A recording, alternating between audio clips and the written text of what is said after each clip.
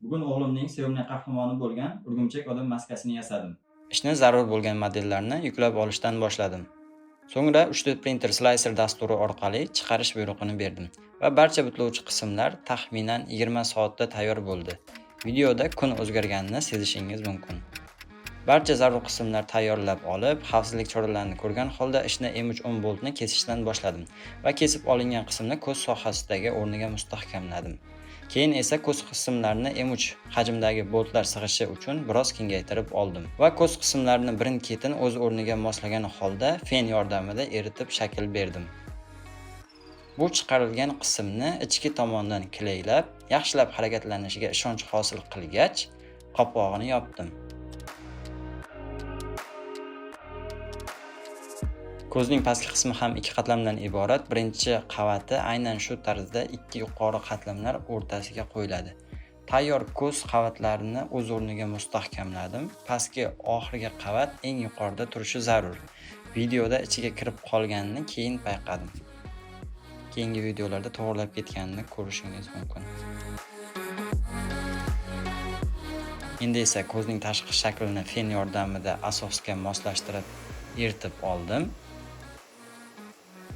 Ko'z tashqi va ichki qismlari tayyor bo'lganidan keyin ochilib yopilish mexanizmini qilishni boshladim. Buning uchun MG90S servolaridan foydalandim. Endi navbat ko'zlarni harakatlantiruvchi mexanizmga. Bu qism ko'zning o'ng tomon mexanizmi. Ushbu past va yuqori oyoqlarni ushlab turuvchi qismni servo ichidan chiqqan samarez orqali qotirib oldim. Samarezni oxirigacha qotirmadim, chunki oyoqchalar erkin harakatlana olishi kerak. Bu detal ko'zning yuqori qismini harakatlantiradi va mexanizmni yuqori qismidagi oyoqchaga qotiriladi.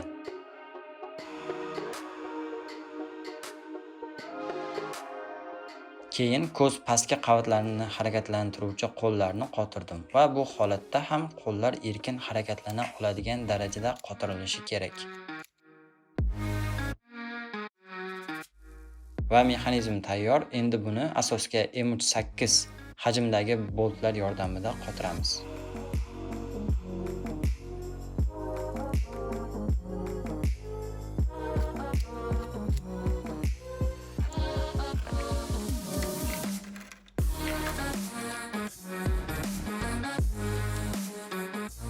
Bu kichik aylanan qismlarni kleylab oldim va ko'zni harakatlantiruvchi qo'llarni M3 boltlar yordamida qotirdim.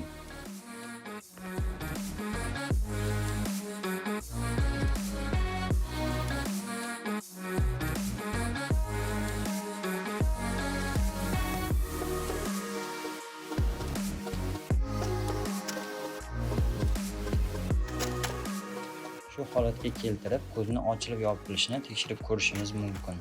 Servolarni o'rniga qotirishdan oldin ko'zlarni ochiq holatga keltirib to'g'rilab oldim. Buning uchun harakatlantiruvchi oyoqchalar o'rinlarini biroz o'zgartirib qotirdim.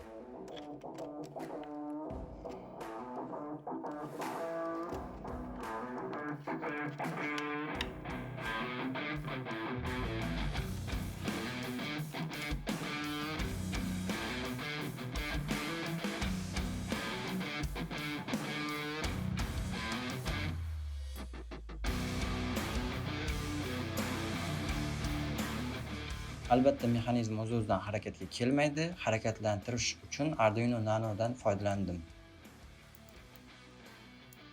Ulanish sxemasi rasmini va qanday jihozlar kerakligini barchasini Telegram kanalimda qoldiraman. Linkni izohlardan topishingiz mumkin.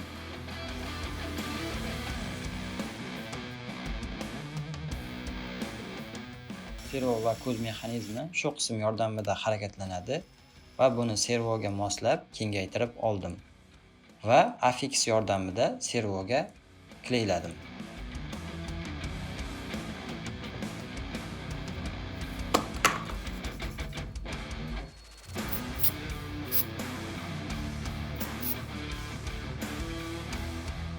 Servolarni o'rniga qo'yib va ko'z ochilib yopilish holatlarini boshqarish qulay bo'lishi uchun Air Remote modulidan foydalandim.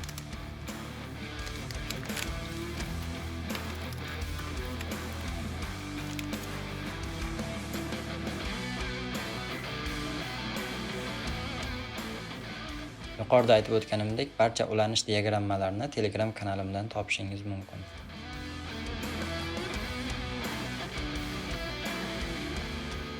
Sxemalar tayyor bo'lgach, dastur qismini yozishni boshladim. Bir necha soat turli xil graduslarni sinab ko'rib va o'zim uchun kerak bo'lgan holatlarni kod orqali yozib oldim.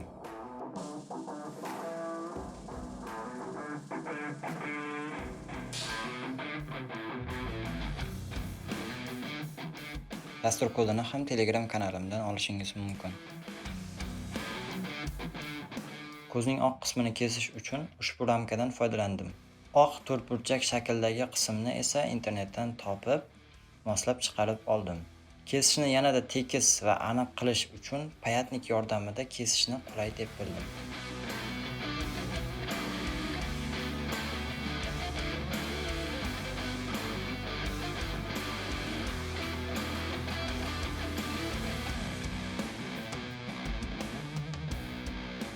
Endi kesib olingan ko'zning oq qismini joyiga mustahkamlab, uni ham fen yordamida shaklga keltiramiz va eng chekka qismini biroz qayirib, ko'zlar ochilib yopilganda tegmasligiga ishonch hosil qilib, pistolet klayda qotiramiz.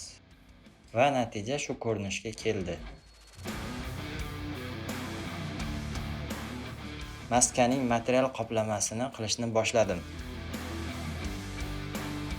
Qizil cho'ziluvchan materialni olib, unga nuqtali tekstura berish uchun akril bo'yoq va o'zim chiqarib olgan teshikli modelga shpris yordamida bo'yoq yoyib, shpatel yordamida tekislab oldim. Bo'yoq tezroq qotishi uchun fenni sovuq holatida ishlatamiz va ehtiyotkorlik bilan matodan ajratib olamiz.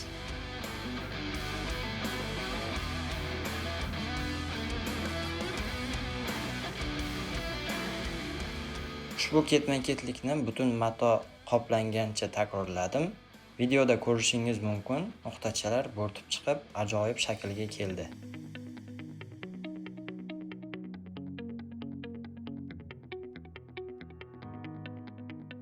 Ushbu eskiz yordamida qora chiziqlarni ham chizib olamiz.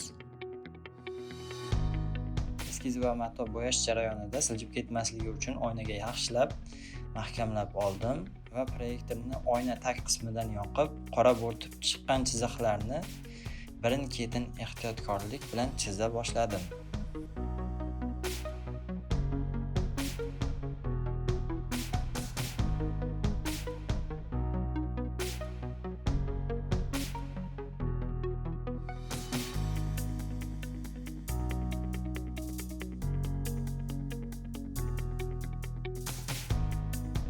Barcha qismlar to'g'ri chizilganini yana bir marta tekshirib oldim.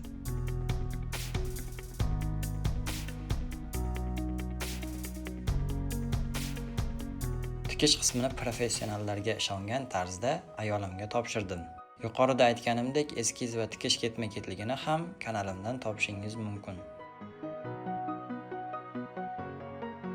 Shu shaklga kelgandan so'ng o'ng tomon o'rtasiga yashirin zamok tikiladi va qolgan qismlari ham chiziqlar bir-birining ustiga tushadigan holatga keltirilib tikiladi.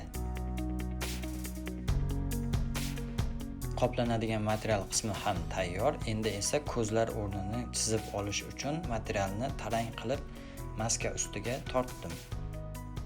Tarang qilib joylashtirgach, mel yordamida ko'z qismini chizib oldim va qaychi yordamida kesib, affix clay bilan ko'z qismidan boshlab yaxshilab qotirib oldim. Ortiqcha qismlarni esa malyar pichoq yordamida kesib tashladim.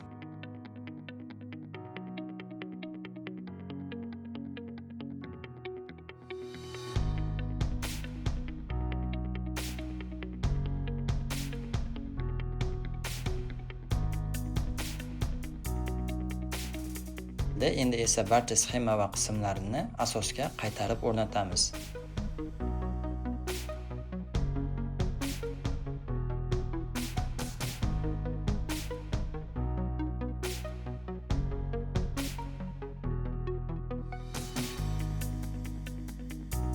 Natijani ko'rishingiz mumkin.